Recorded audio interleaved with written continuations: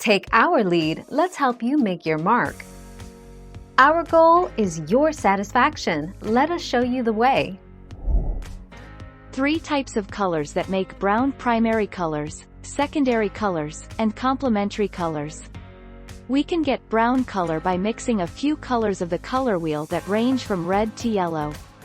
A simple trick is to add 2 primary colors such as red and green, or a primary color, blue, with a secondary color, orange.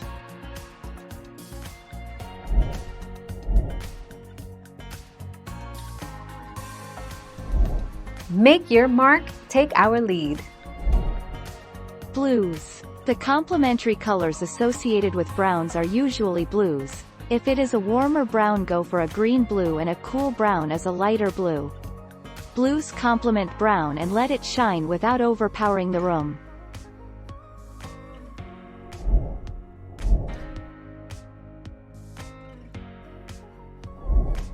Take our lead. If you're looking to make other shades of tan, then you can use a combination of brown, white, and yellow. If you do not have brown, then you can mix blue, red, and yellow together. Thus, in theory, you could make tan by mixing blue, red, yellow, and white together.